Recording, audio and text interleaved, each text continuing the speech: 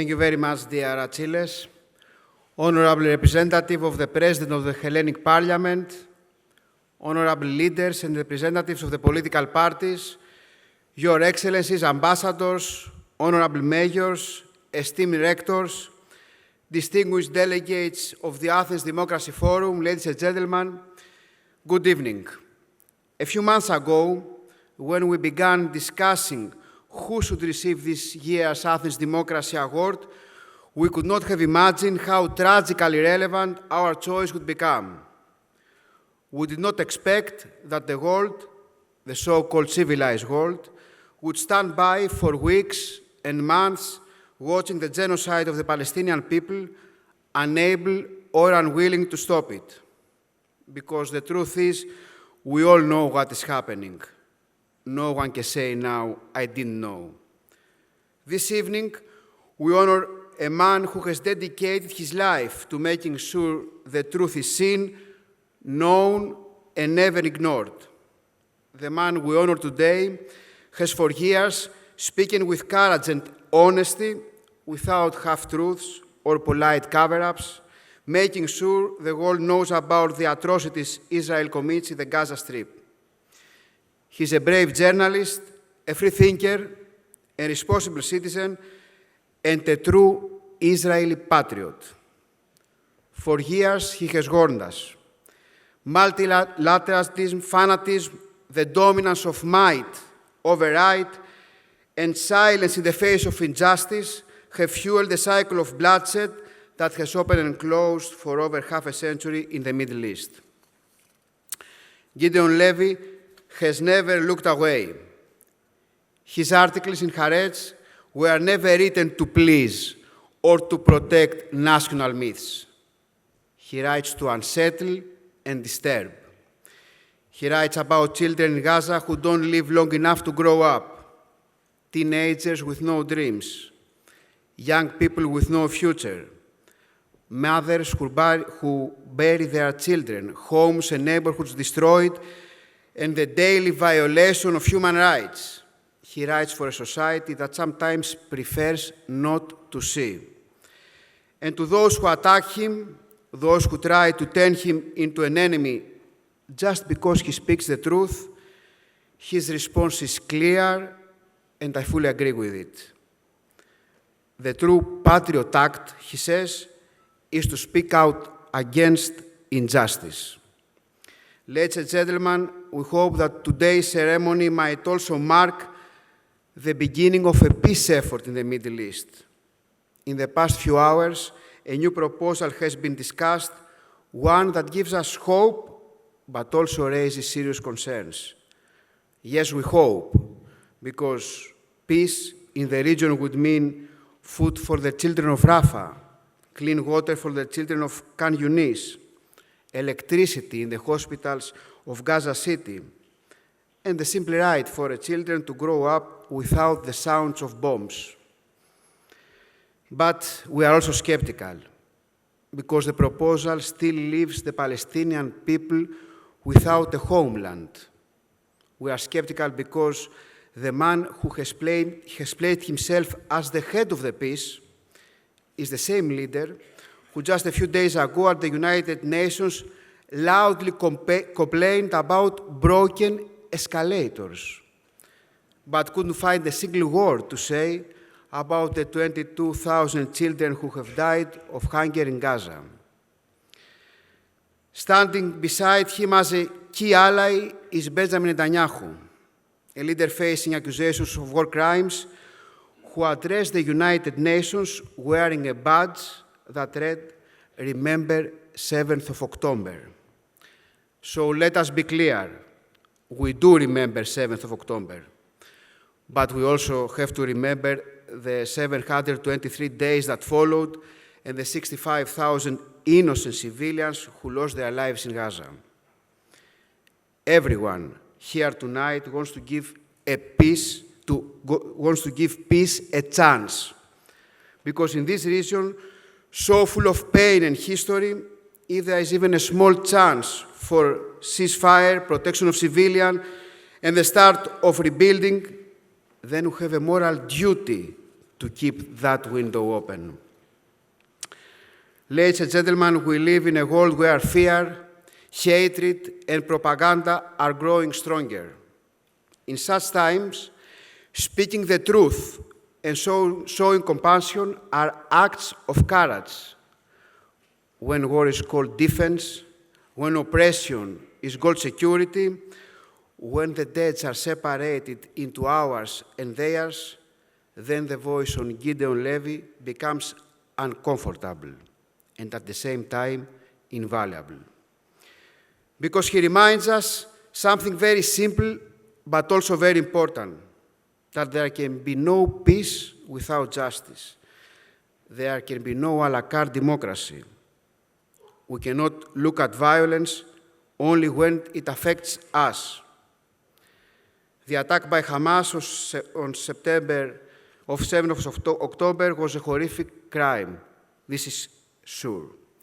The murder of civilians, the kidnapping and the abuse of people, these are not acts of resistance. This is also sure. These are crimes. But the response to these crimes cannot be the complete destruction of Gaza and the collective punishment of millions of people. Israel's military campaign is not a form of self-defense without limits. It's a moral failure.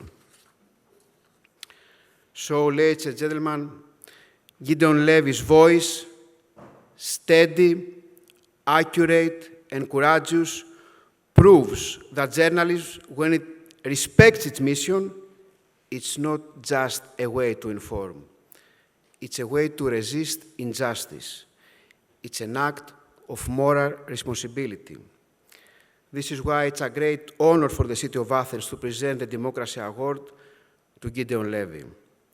Gideon, it is with profound gratitude and the highest respect that we present you this award, because, as you once said, the greatest crime is not what happens, but that no one talks about it. We thank you.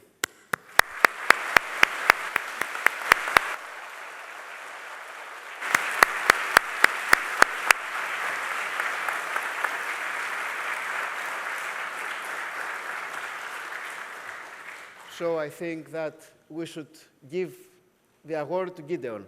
So please, Gideon, come to us.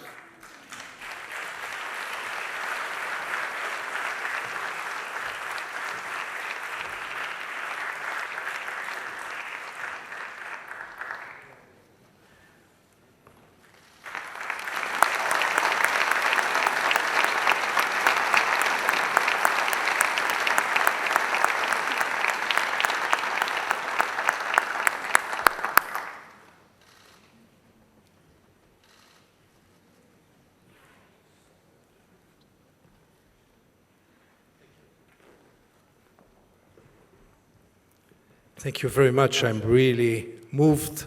I think it's the greatest honor I've ever got in my life, and I'm so grateful. A Greek plane took me the day before yesterday from Super Sparta to Athens. You know that our Prime Minister defines our country as Super Sparta. And my wife Katrin and I arrived in Athens, and we fall in love immediately. It's not our first visit, but we fall in love immediately. So the best prize we got was, first of all, to come to Athens. This is a forum for democracy, and therefore I will leave it to you to decide if Israel is a democracy. I'm not going to get into it. I would like just to ask you, if a state which is holding one of the most brutal tyrannies in the world in its backyard for 50 years now, almost 50 years, can be perceived as a democracy. If a state where half of the people who are living under its control have no rights whatsoever, how can it be perceived as a democracy? South Africa was also a democracy for its white citizens. Israel is a democracy for its Jewish citizens. But that's for you to discuss. I cannot avoid telling you that not only I fall in love in Athens in the last 2 days, I fall in love with your mayor. It started with a phone call a few weeks ago. Hello, it's the mayor of Athens. I was sure he's joking. No secretary, nothing. The mayor of Athens. I get so many weird phone calls, I thought this is one of them. And then we met in person, and I think it was really a love from first sight. And then I met Georgia, and it was even more a love of the first sight with his lovely wife. So I'm really grateful, Haris, for inviting me and Catherine, and above all for this great, great honor. This award I would like to dedicate to those who really deserve it. It's not me. It's the journalists of Gaza.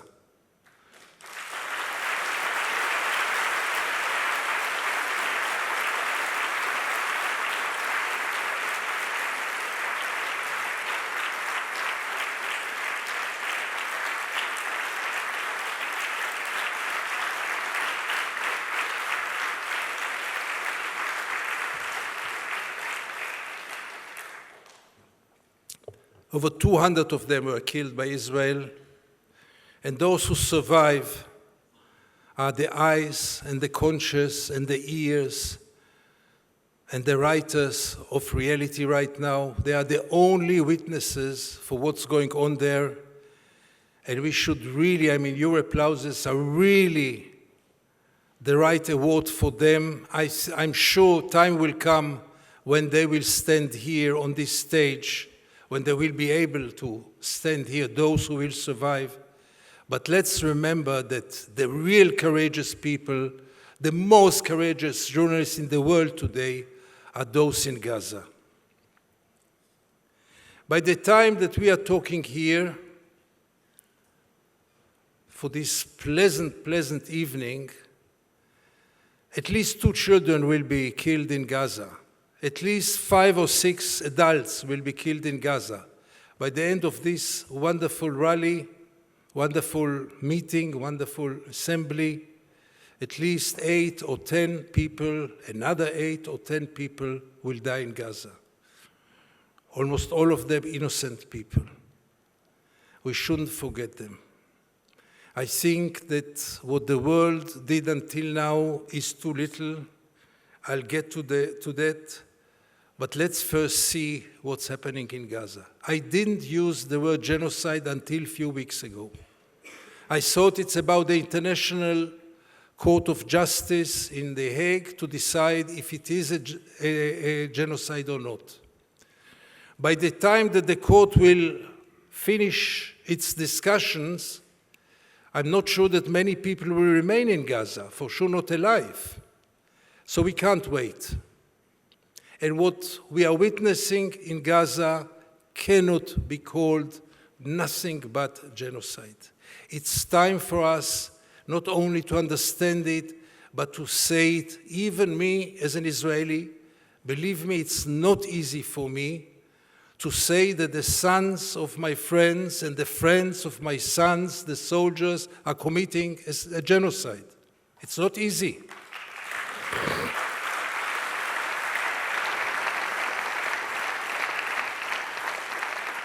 But when I realized that A, there is a plan, B, it is being implemented systematically, and C, that the continuance of this barbaric attack is almost endless, I realized that we have to call it by its name, and its name is a stain over Israel for many, many years.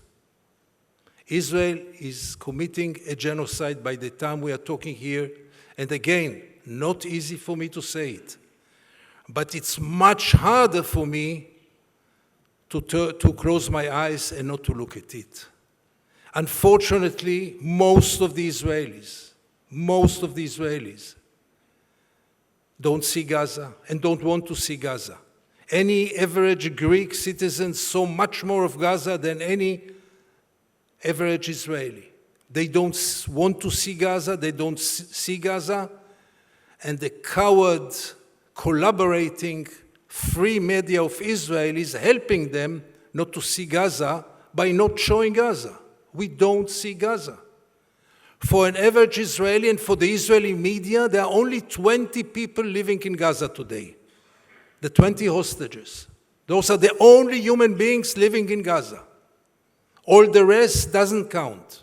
All the rest doesn't exist. All the rest are not human beings. That's the way it's being covered in Israel. And vis-a-vis this, nobody can keep silent. And if it is a genocide, the world has to do much, much more. With all the respect to the recognition of Palestine by the majority of the states of the world, it is not enough. In many ways, it is a typical hollow or half-hollow lip service of the Europeans, mainly the Europeans, to show we are doing something for Gaza. We are doing something to stop the war. We are doing something for creating a Palestinian state. But believe me, go to the West Bank and you will realize that the Palestinian state is fairer today than ever. And declarations and condemnations and recognitions are not enough right now. Time is running out. Maybe we are facing now a good chance for a ceasefire. I'm not sure. The coming hours will tell us. For me, it looks like a fantasy, but you know, if this fantasy will come true, it is not a very just fantasy, by the way, but really, why would I say a word about it when in the coming few days we will see if something comes out of it or not? History told us that so many peace plans were not worth the paper that they were written on, that let's see if something comes out. But if nothing comes out, and if the hostages are not released, and Israel has the green light, total green light from Donald Trump to continue the massacre, if this deal is not implemented, then we will face even a worse stage in this campaign, and the world cannot sit and be silent. Now, Israel, as you know, has a very sophisticated strategy for many years, much more before the war in Gaza. I don't call it war, but the attack over Gaza. Namely, any critic of Israel is an anti-Semite. That's a moment that I want to thank the mayor again for not cleaning the graffitis from Athens, because at least part of them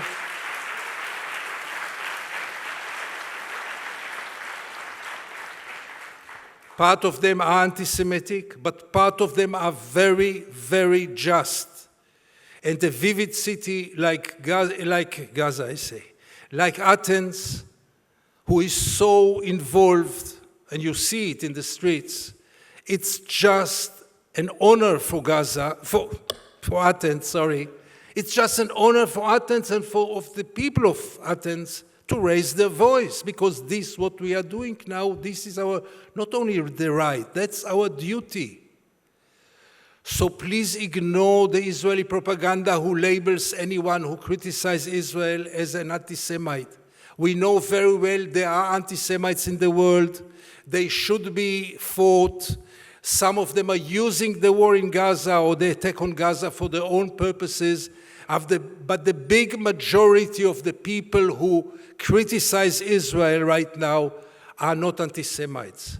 They are people of conscience. It's not their right to do so, it is their duty to do so, because I can't see any person of conscience, of justice, who remain indifferent, who does nothing vis-a-vis the scenes of Gaza, vis-a-vis the dying children, the starvation, the destruction, the systematic destruction. Pay attention to the destruction, because it is so systematic. They just wipe out whole neighborhoods. Nothing will be left of Gaza. Gaza is already unlivable, and I think that to rehabilitate Gaza will take decades. To rehabilitate the people of Gaza will take generations, because they will never forget, and they will tell their children and the grandchildren what they went through, those who will survive. So I urge you, don't be paralyzed by accusations that you are anti-Semites by criticizing Gaza. Free Gaza is a legitimate call. Free Gaza is a slogan or a graffiti which brings honor to Athens and shouldn't be cleaned. And please tell it to my ambassador, who is not here and not by chance.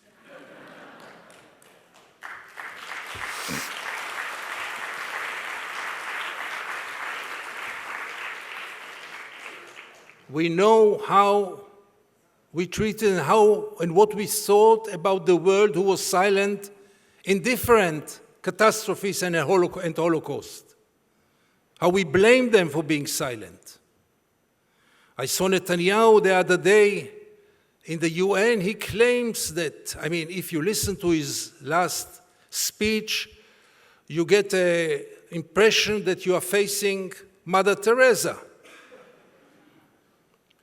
He cares about the children of Gaza much more than UNICEF. He cares about the adult people of Gaza like a Salvation Army. And he promised Gaza the sky.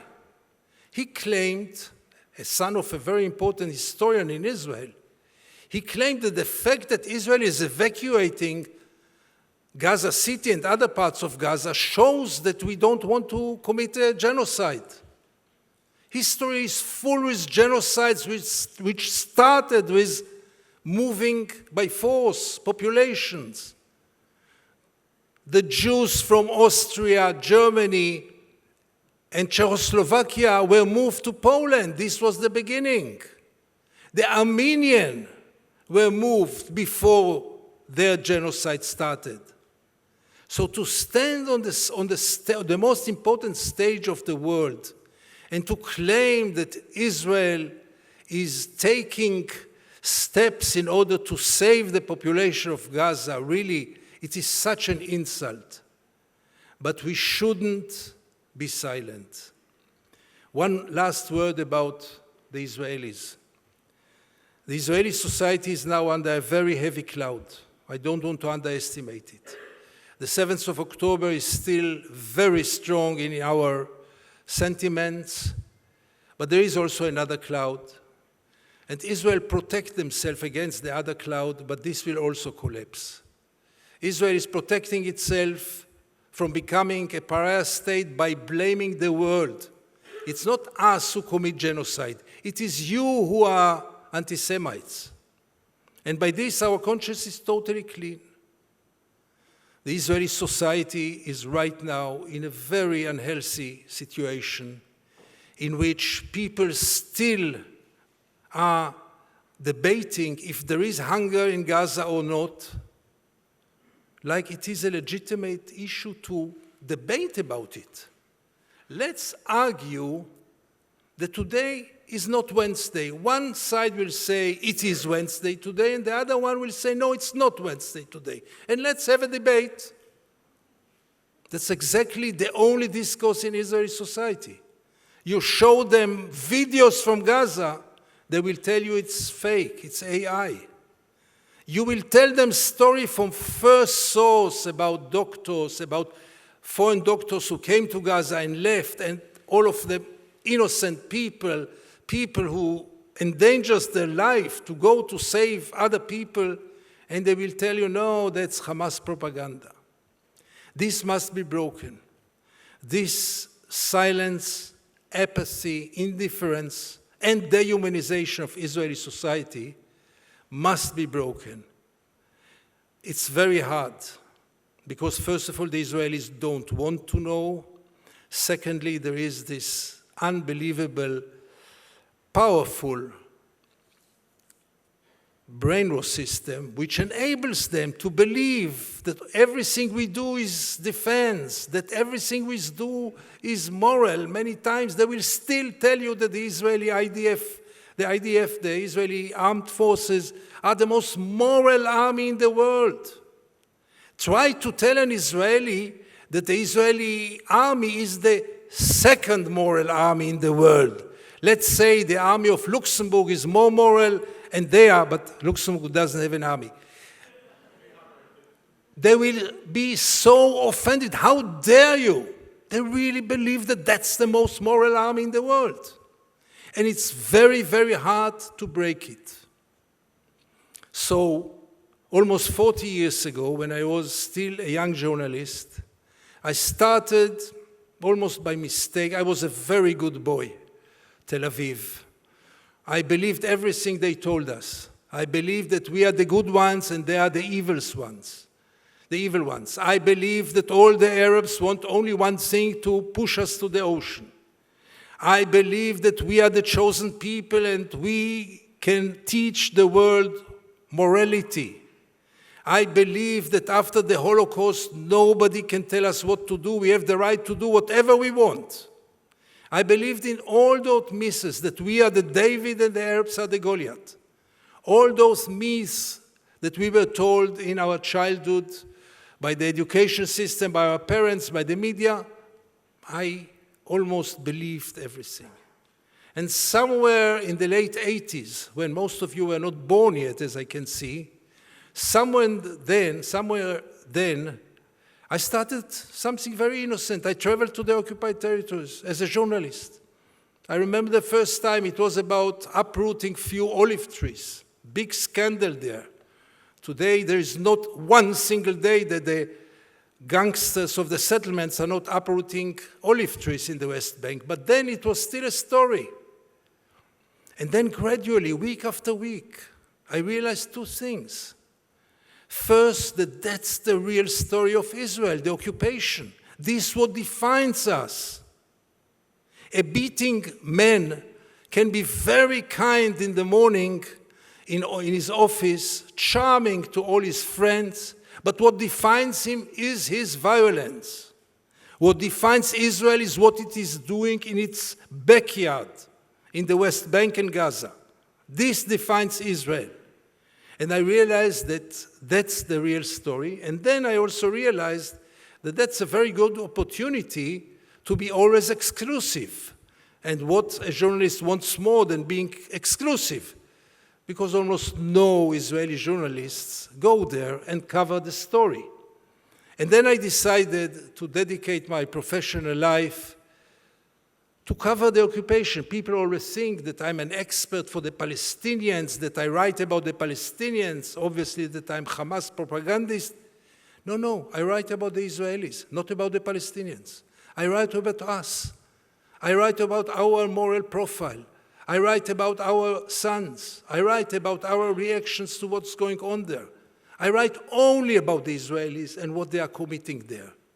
And this is very, very unpleasant to read, to hear, and they do everything possible to avoid it. And in the last 2 years, they succeeded.